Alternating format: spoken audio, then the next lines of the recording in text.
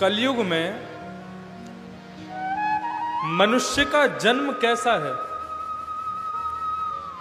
काल व्याल मुखग्रास है। एक सांप है ना, सांप होता है ना, सांप, स्नेक। उसके मुख में जब तक हम हैं तब तक हमें डरने की जरूरत नहीं है। डरने की जरूरत कब है? जब उसका मुख बंद हो जाएगा। यदि कोई बहुत बड़ा अजगर सांप मुंह खोल के बैठा तो उसके मुंह में घूम लो, कोई बात नहीं है।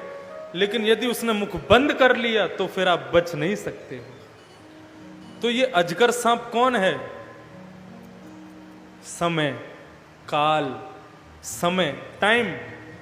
ये जो है ये अजगर सांप है और इसने हमें पीछे से ऐसे पकड़ा हुआ है। हम लोग कब तक जीवित हैं? जब तक उसका मुंह खुला हुआ है। लेकिन जैसे ही इस टाइम रूपी अजगर सप ने अपना मुख बंद कर लिया, फिर हमें कोई नहीं बचा सकता। चाहे कितना भी बड़ा संत हो, कितना भी बड़ा महात्मा हो, कितना भी बड़ा मुनि हो, मरे हुए व्यक्ति को कोई नहीं बचा सकता।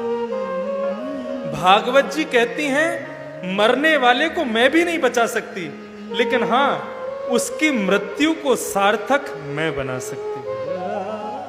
और ये मृत्यु सार्थक कैसे बनेगी? अंतिम श्वास में भगवान का नाम निकल जाए तो हमारी ये मृत्यु सार्थक हो जाए।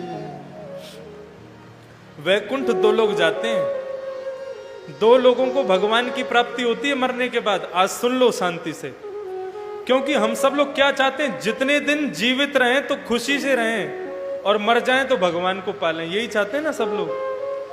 जितने दिन जिंदा रहें, खुशी खुशी रहें और मर जाएं तो भगवान की प्राप्ति हो जाए। इतना आसान थोड़ी है, बहुत मेहनत करनी पड़ती है भैया इसके लिए।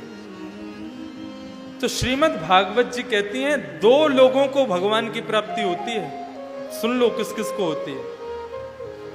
एक तो वो जो अपने देश के लिए सीमा पर जाकर के अपने प्राणों को गवा देते हैं, उनको भगवान की प्राप्ति होती है। और दूसरे कौन?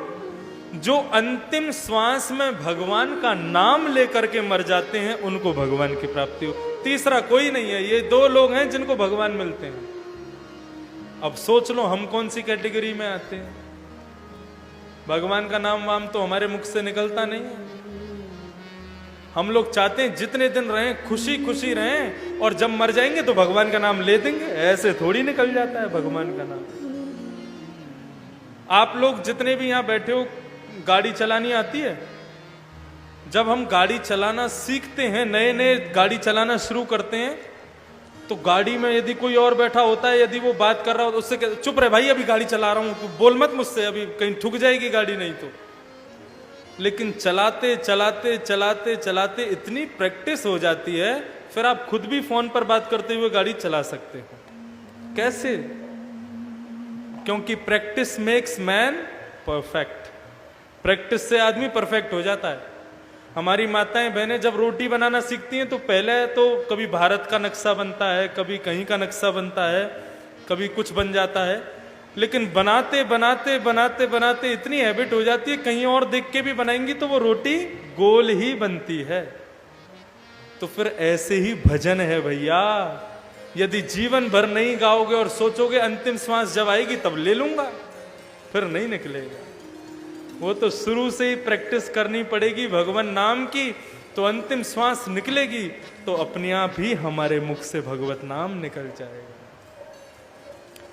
श्रीमद् भागवत कहती है मरने से तुम्हें कोई नहीं बचा सकता, लेकिन मरने का जो डर हमारे अंदर है उसको निकाल दो।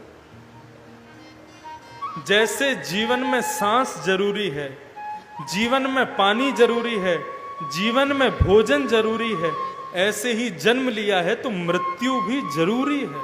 सबको मरना है। ऐसी श्रीमद् भागवत उस मृत्यु के भय से हमें दूर करती है। डरना क्यों? मरते हम नहीं, मरता ये हमारा शरीर है।